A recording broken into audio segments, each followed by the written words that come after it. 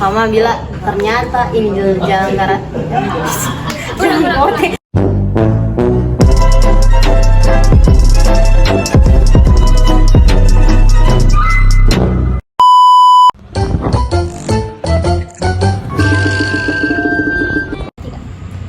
Assalamualaikum warahmatullahi wabarakatuh. Halo guys.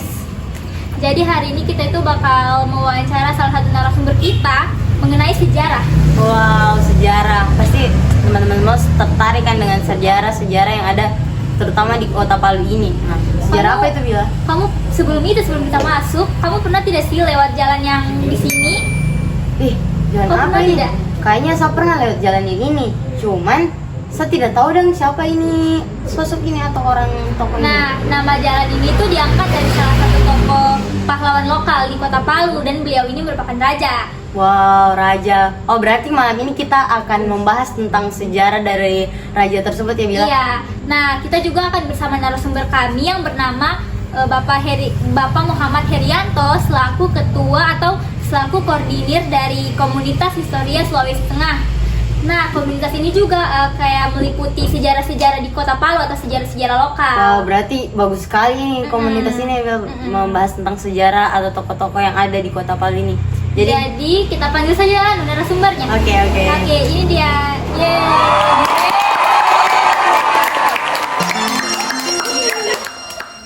Halo, Halo. ini siapa namanya nih? Kalau ini saya tahu ini Nabila. Kalau ini, Nama saya Nur Asyifa. Iya. saya jadi hostnya nih.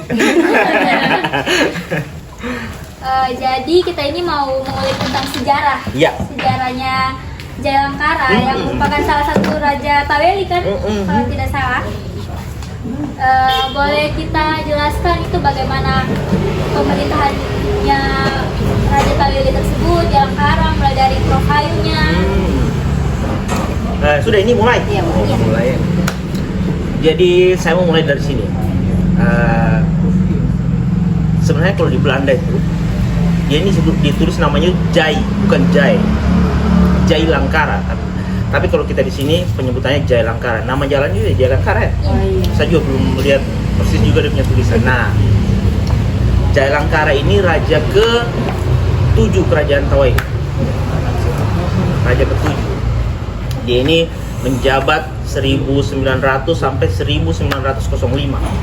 Banyak hal yang menarik dari dia punya. Dia cuma 5 tahun berarti ya? 5 tahun. Singkat sekali tuh jadi raja itu biasa 20 tahun, 10, 15 tahun, 20 tahun. Kalau dia ini singkat. Tergolong singkat. Kalau dia sebenarnya di zamannya ini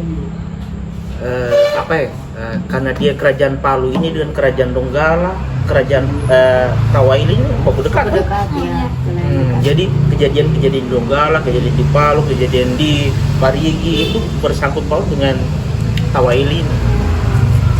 Makanya di part-part ada seperti perlawanan Tombolo Tutu, perlawanannya Karanjalemba ini ponakannya.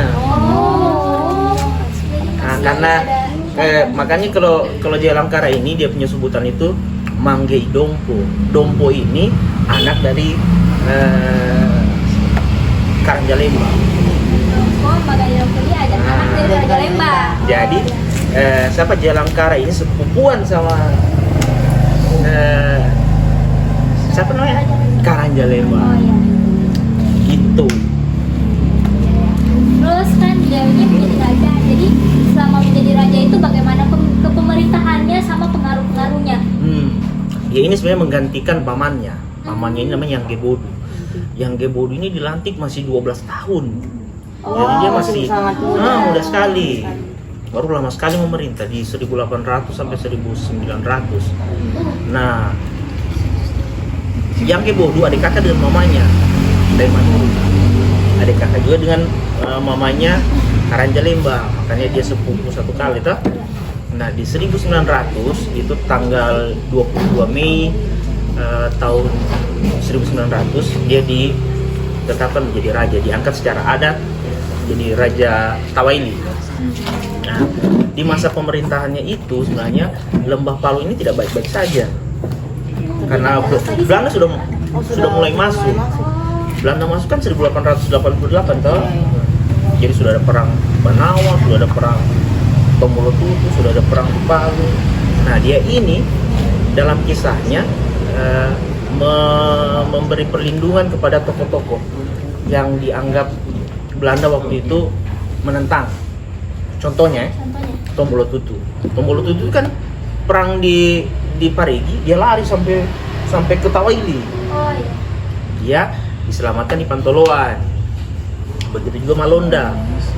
Dia dikejar dari Banawa, dia lari ke Tawaili, diselamatkan, dikasih garansi sama ini.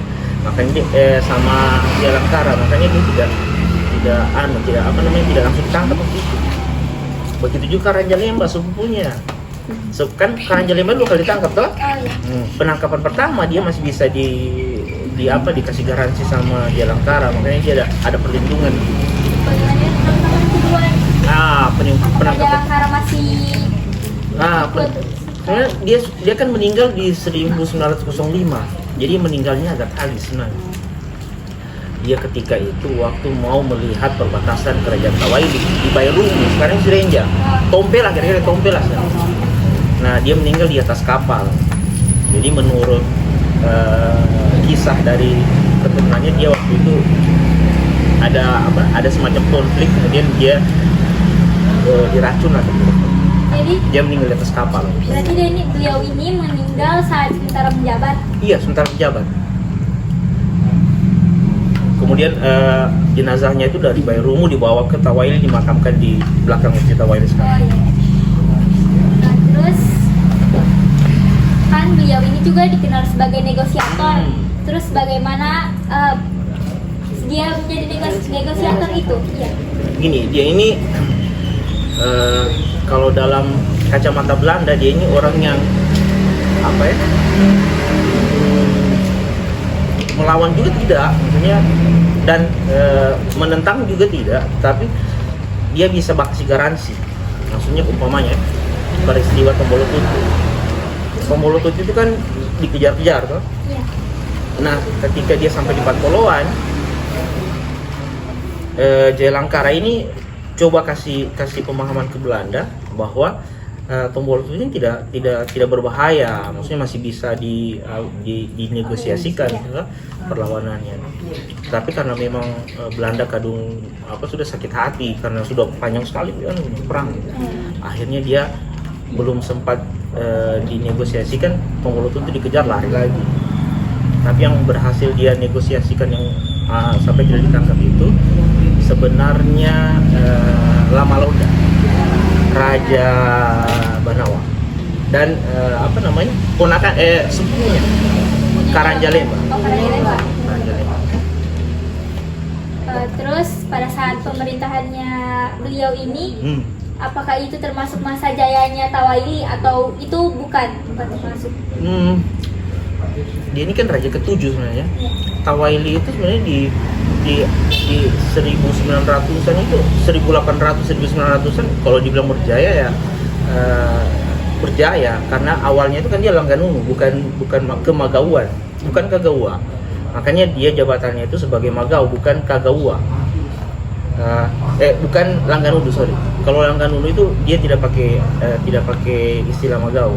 Tapi dia karena Jaya Langkara ini dia punya kalau kita sekarang ya, dia punya posisi khusus di Belanda. Maksudnya Belanda ini percaya dia bahwa dia tidak akan melakukan perlawanan yang frontal, melawan berperang begitu, tapi dia bisa garansi orang-orang yang melawan kepada Belanda. Jadi ini tokoh sentral sebenarnya. Belanda ini kan begini, DVD imperialnya Belanda begini, dia akan mengadu domba toh, dan dia akan melihat mana orang yang menurut dia kalau ditangkap itu akan berpengaruh, akan menimbulkan pergolakan di dalam kerajaan. Nah, Jaya Langkara tokohnya kuncinya seperti itu, dia diposisikan seperti itu.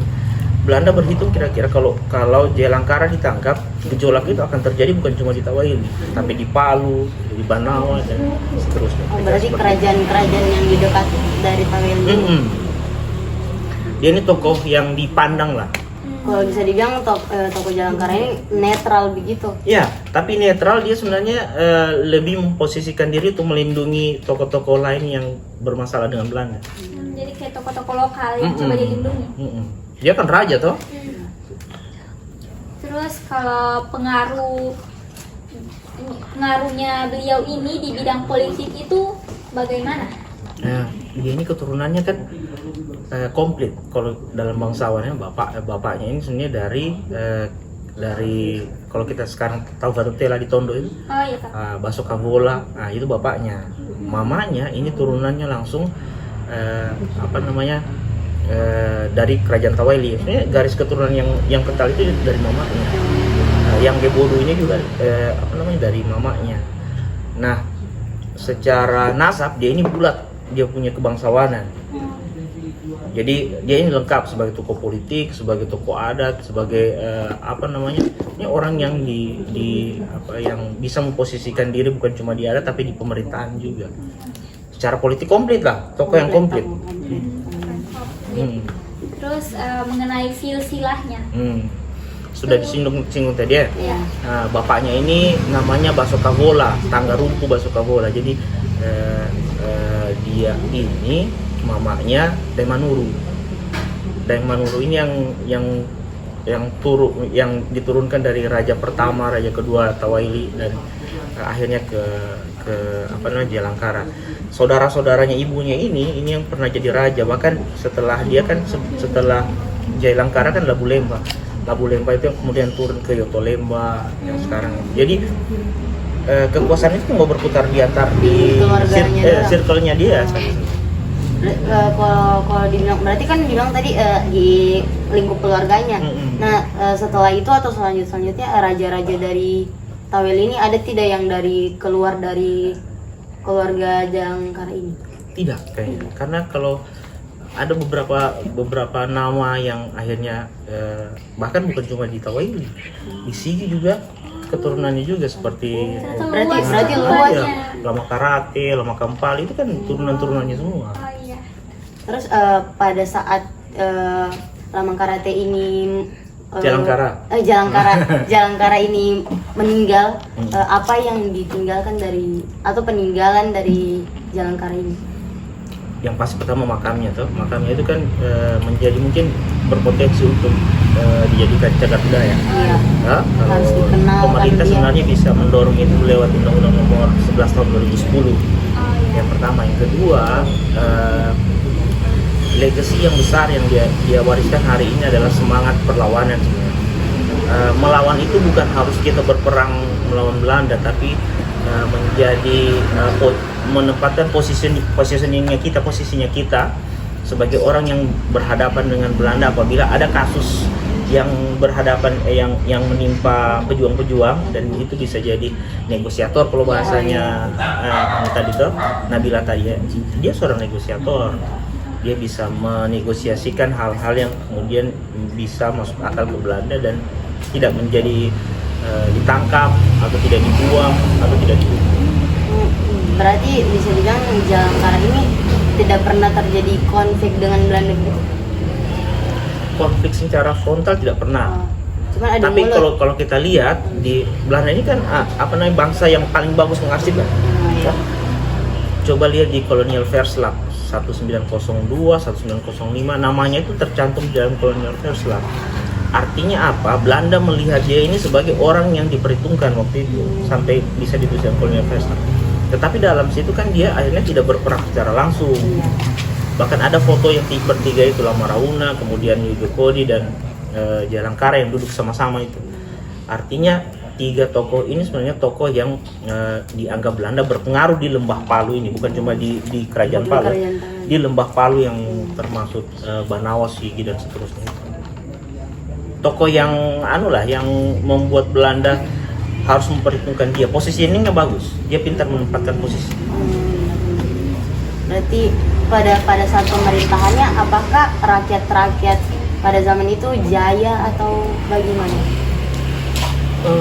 Waktu itu Tawaili kalau kita lihat agraris ya, jadi tidak ada bencana kelaparan. Maksudnya tidak terjadi hal-hal yang luar biasa di Tawaili waktu itu. Dia termasuk raja yang bijak dan memperhatikan orang-orang yang rakyat Tawaili. Bukan cuma Tawaili sebenarnya, Palu, Sigi, karena keluarga besar. Keturunannya sebelum Jalangkara ini menjadi seorang raja, dia itu jadi apa lalu sebelum jadi raja? Dia ini kan anaknya bangsawan yang di Kailitara. Jadi dia ini punya pengaruh besar. Sebelum menjadi raja pun dia sebenarnya menjadi seorang bangsawan. Dia punya kedudukan di adat, bukan cuma di kedudukan di pemerintahan. Kalaupun dia tidak jadi raja waktu itu, saya yakin dia punya posisi tawar yang bagus lah. Kalau dalam bahasanya kita dalam politik sekarang mungkin bergaining atau apa tuh, dia punya posisi tawar yang bagus di adat dan pemerintahan, khususnya di mata Belanda. Kira-kira. Apalagi Nabila? Ternyata Jalangkara ini luas cakupannya. Ya, makanya dikasih nama jalan. Hanya kita yang tidak tahu tuh. Seharusnya kita tahu ini sudah lama sejarahnya ternyata besar. Harusnya masuk di sekolah-sekolah. Iya. Ya, sejarah ini harus ditahu begitu teman-teman. Karena silsilahnya pun ternyata melahirkan raja-raja juga. Terus cakupannya itu luas. Boleh lagi pertanyaan kenapa bisa Jalangkara ini dianggap sebagai seorang raja? Memang kita tahu Jalangkara ini garis keturunannya itu memang sudah bangsawan, tapi kenapa harus dia gitu jadi seorang raja pada saat itu? Kalau di orang Kaili itu kan umpamanya dari beberapa anak raja tidak semua itu akan jadi raja. Iya. Dia bukan cuma terah, tapi dia juga insting kepemimpinan orang tua itu diwariskan lewat itu. Tapi kalau dilihat sebenarnya tantenya ini Jahasia ini kan raja mamanya Karanjalemba ini raja di Sigi. Loh, pamannya yang kedua itu raja sebelumnya. Baru bapaknya ini kan penguasa di Sabutela sini, Togo dan sekitar. Jadi itu tadi bulat nasabnya yang bulat ini kemudian dia punya jiwa kepemimpinan. Akhirnya begini, penetapan raja itu bukan cuma karena dia bapaknya raja. Kalau kita hari ini bicara demokratis sebenarnya, orang Kaili itu dulu sudah bicara demokratis. Jadi Dewan Adat itu yang menentukan siapa yang jadi raja. Walaupun ada anaknya raja, kalau umpamanya ada kemenakannya raja yang dianggap bisa jadi raja, kemenakannya. Yang penting dia sudah bisa dianggap kok bisa jadi raja. Iya. Kira-kira seperti itu. Terus ternyata saya dengar tadi Kaili itu agraris, Barujaya juga, jadi kayak ternyata tidak salah pilih. Bagus sekali ini Jalangkara ini jadi kepemimpinannya. Bisa dibilang sukses lah pada saat ke masa pemerintahannya itu Jaya. Tawaili itu bukan cuma kita melihat harinya Tawaili ya. Tawaili itu besar, kemudian sampai di Sausu ini dia punya hubungan. Bahkan kalau kita membaca bukunya kita Santina itu, dia ada hubungan sampai ke Johor sana. Berarti luas sekali. Iya. Karena dia punya posisi yang bagus tuh, dia sebagai punya pelabuhan, kemudian punya pertanian yang luas. Ini kan Tawaili ini kan bukan cuma Tawaili sekarang yang kita lihat di Tawaili itu, dia kan dari gunungan tuh, dari Liku tuh, filosofinya Kaili itu kan mengalir. Jadi kalau mengalir itu dari atas ke bawah tuh. Berarti tidak sekarang yang kita lihat di pantai itu. Dia dari gunung, dari lembah, kemudian sampai sekarang itu ibu kota Tawaili. Jadi itu saja segmen pada malam kali ini. Mudah-mudahan nanti kita pakai toko-toko yang lain juga. Iya. Pasti itu harus dibahas. Masa cuma satu toko, sedangkan toko lokal yang ada di Sulawesi ini banyak. Pokoknya teman-teman ini harus tahu semua sejarah toko-toko yang ada di Kota Palu ini khususnya. Oke, jadi terima kasih. Oke. Kembali kasih.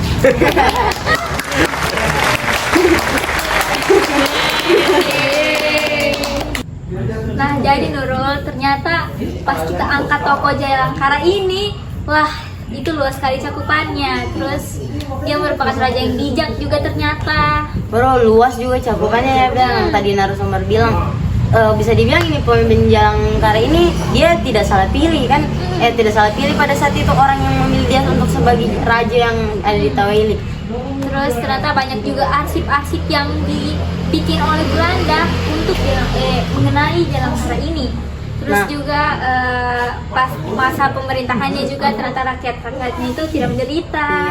Iya. Bisa dibilang pada masa pemerintahannya itu jaya lah, tidak ada keruntuhan pada saat itu. Cuman namun apa boleh buat, sudah pada saat itu dia diracuni ya, bilang tadi narasumber bilang. Terlalu singkat masa jabatannya kan. Padahal kalau boleh dibilang kalau misalnya pada saat itu masih hidup Jalangkara ini bisa dibilang akan lama lah kejayaannya. Tapi pasti setelah Jalangkara ini pasti raja yang selanjutnya itu membuat kejayaan juga pada saat pemerintahannya itu.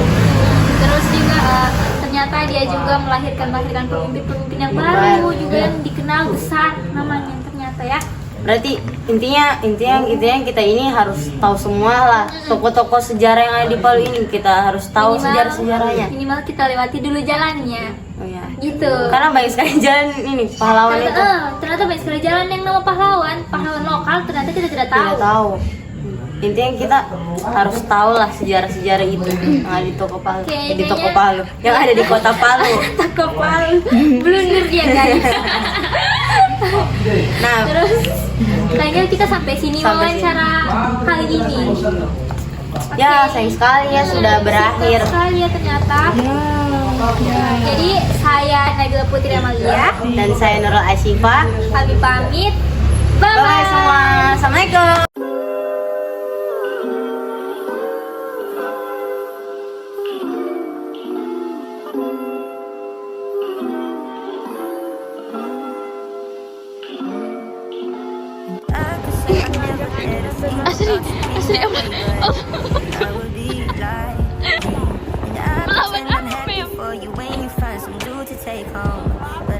Bicara ulang nanti di ampun ya.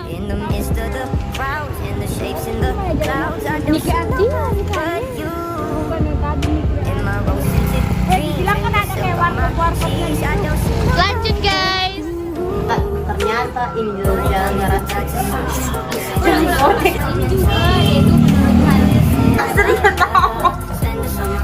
Bye semua. Assalamualaikum.